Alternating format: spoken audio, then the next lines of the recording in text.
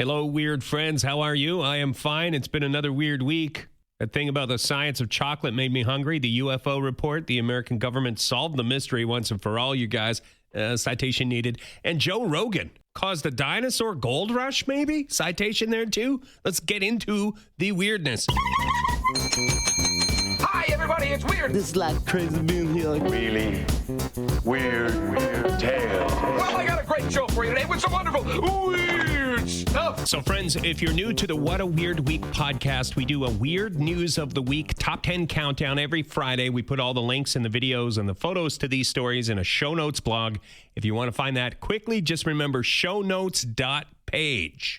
Here comes season 4, episode 16. 10. Number 10, chocolate is great. Science confirms. Scientists from the University of Leeds were looking into why chocolate is delicious. That's my paraphrase on what they were doing. The research indicates that it all comes down to lubrication science, which is an actual science. How chocolate coats our tongue seems to be an important aspect to its deliciousness. I had no idea lubrication scientists were doing such important work. I assume some of them are still wasting their time at NASA or whatever. But God bless you, scientists, getting to the bottom of a chocolate deliciousness. 9. Remember, we're counting down to number 1. It's the Joe Rogan story, you guys, is pretty good. Number 1. Number 9 story is the latest US government report on UFOs. It continues to identify some weird stuff in the sky, but then it's like a shoulder shrug to some other weird stuff.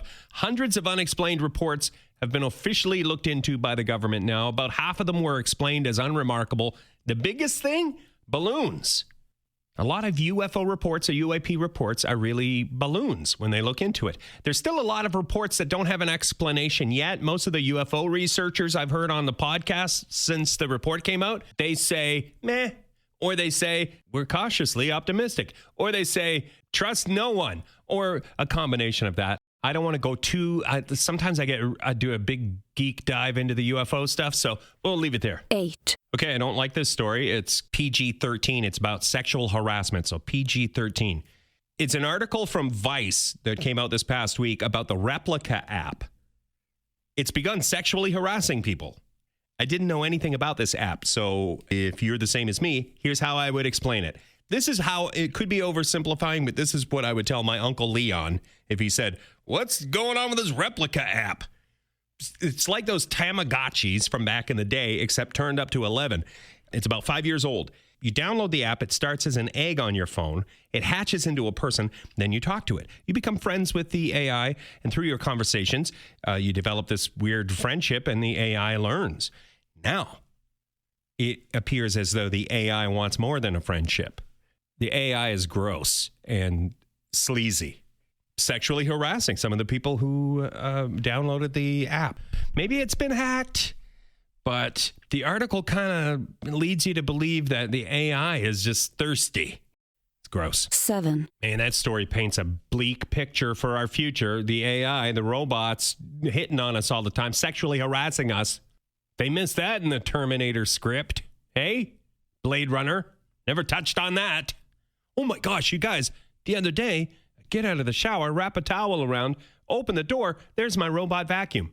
Just what, coincidence? Just sitting there? Shouldn't you be vacuuming? Just staring at me. 7. Okay, number 7. What is eating trucks in Kirkland? I'm going to tell you. No need to panic. Kirkland, Washington, the citizens there have a low railway crossing bridge that keeps eating trucks. Trucks would get stuck under that thing, disrupt traffic semi-regularly because it's only 11'6" clearance. The standard is 14 feet. Where I live, same thing. We have an old railway crossing bridge downtown that eats trucks. The big reason these bridges still exist and keep eating trucks is because it takes a lot of money to replace them. So the folks in Kirkland, Washington decided to add some extra signage. A lady named Angela made a banner that read, "Truck Eating Bridge." And it did the trick. Months without a truck getting eaten. Then City Council in Kirkland comes into the story. New banner laws making these truck warning banners illegal. I guess they were worried what? People would go banner crazy and pretty soon it would just be Bannerama. Hey, you guys, Bannerama. Anyway, city council made an exception, and the truck-saving banners are allowed to exist. I love that we had a happy ending. At least one happy ending this episode. 6. Alligator found in vacant lot in New Jersey in January.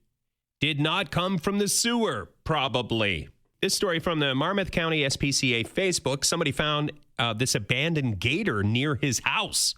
Can you imagine being out for a stroll in January and you're like, what is that thing? Wait, let me get closer. Why, it's an alligator. I'm sorry, I'm a bad person. I would walk away because no one would believe me. In January in New Jersey, saw a gator? People would think you were crazy. Why have that conversation? Why have that conversation again? Hey, this Good Samaritan did the right thing and taught us all what to do. If you see an abandoned gator somewhere in your neighborhood, call the SPCA. The theory is this was an illegal pet, not an escape from the sewer situation. And happy to report they have an update on their Facebook post that the cold-blooded cutie, their words, is going to Cape May Zoo. So happy ending. 2 happy endings in a row? What? 5. Just want to remind you, if you made it this far, we do have a Joe Rogan story coming up, number 1. And it's weird. It's the number 1 weirdest story of the week. I'm pretty sure it's about the bone rush. Anyway, that's number 1. Here's number 5. 5. The best store-bought cookie of all time. Do you want to do a thing where we count to 3 and we all say our favorite store-bought cookie? Ready? 1, 2, 3. Maple leaf cookie. So here in Canada, you know, we have these cookies shaped like a maple leaf, pretend maple cream inside, and some people love them. Some people are like, gee.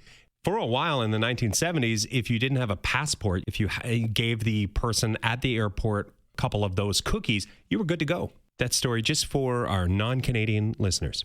That policy has since been revoked, so don't try it anymore. But this new article took it to the experts, and they agree. They did a top 5 list of the best store-bought cookies, and I don't recognize half of the cookies on the list.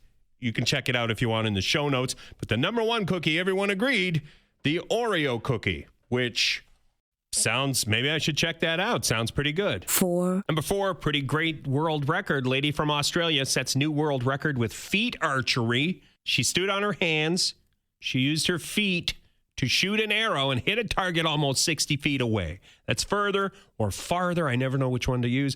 And no one has gone that far before in foot archery. By the way, the lady who set the world record, contortionist, obviously, practiced for 6 years. Went through 4 divorces. No, I don't know. I'm just kidding. That part, that's a joke. If you wanted to punish your husband, get him to help you practice foot archery. Somebody write that down in the idea book. That could be some kind of a murder mystery, maybe. 3. Number 3, Swedish government may finally make dancing legal. So you're thinking of what, your favorite movie, Footloose? Dancing illegal. Lambada, the forbidden dance of love? I believe that was illegal. Nobody puts baby in a corner. Dirty dancing? Well, dirty dancing, the dancing was called dirty. That has a negative connotation. So there's a lot of dramas out there, famous dramas, where dancing was forbidden. And that is kind of what is happening in Sweden. They have this weird law where if you run an establishment where people will be dancing, you have to get a permit. Those permits cost money. So imagine you right now on a dance floor somewhere. You're doing your signature move. What is it? The thing where you point? The clapping? Robot? Now imagine that the venue where you're dancing had to pay for that to happen. They had to pay so that you could do your Macarena. That's weird. No offense. I mean, listen, I like that you dance as though no one is watching. Respect. They're going to make it free to host dancing at your venue, but you still have to, this is funny too, you still have to notify the police about the dancing. That's weird, right? Until the law gets changed, a venue can lose its liquor license if there's dancing without a permit. 2. Attention, 83-year-olds. 83-year-olds, you need to step up. 82-year-old man sets headstand world record. An 82-year-old guy from BC is officially the oldest man to perform a headstand. If you watch the video, and you know it's in the past, he's done it. He has set the world record. But if you watch the video, you're like, careful, buddy, careful. Hold your breath. Just before the Joe Rogan #1 story, an honorable mention. Are you the next Netflix flight attendant? Salary range is listed as between $60,000 and $385,000 in total compensation. Probably you get free Netflix, at least tier 1 with the commercials. There's not much else to this story. I mean, the big thing is it appears as though Netflix pays a lot or has potential to pay a lot to their flight attendants on the private jets. You'd be based out of San Jose International Airport. The private jet involved is a G550 super mid-sized. Ideal candidates will embrace the Netflix culture of freedom and responsibility. So cancel your Disney Plus account. They're probably going to do a background check on that and then apply, you guys. As of recording time, job is still listed. 1. Okay, #1, Joe Rogan guest sparks a bit of a treasure hunting frenzy in New York's East River. Jamie, can you call that one up? Thank you. It's a Joe Rogan joke. Is Jamie still there, by the way? I'm pretty sure, you guys? According to the article, John Reeves, an Alaskan gold miner with a passion for fossils. The story he told on Joe Rogan was that in the 1940s, a bunch of prehistoric mammal fossils got dumped into the East River in New York because the American Museum of Natural History thought they were no good. Then on the show, on the podcast, this was just before New Year's, they gave out rough coordinates around 65th Street. And they said, and this is a quote via the article, I didn't listen to the podcast, I'm going to start a bone rush. Which that's quality phrasing right there. I mean, that is something when you have a guest on your podcast, you hope to get a good soundbite like bone rush. I'm gonna start a bone rush. Mammoth fossils are apparently very, very valuable, lucrative thing to find mammoth fossils and tusks. So when people heard this on the Joe Rogan podcast, if you're unfamiliar, it's fairly popular, the Joe Rogan experience. So some of Joe's listeners went bone diving. The article tries to track down whether the bone dump story could be true, and it is highly, highly doubtful. But some people don't care what the odds are. So far, no luck finding the mastodons and the mammal fossils.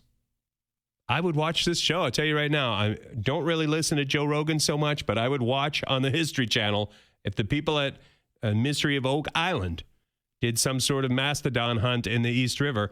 I would watch that thing. Holy smokes, we're done. Thank you for listening to What a Weird Week. If you like, subscribe, tell a friend, tell an enemy, someone you're not sure about, maybe enemy, maybe friend. You just haven't put them in a column yet. You can help spread the word. 5-star review, too. That is something you can do to show the love. Every time we get one of those things, I think about you and I do a high five gesture and I assume you high five me back. That's the level of Patreon we're at right now, air high fives.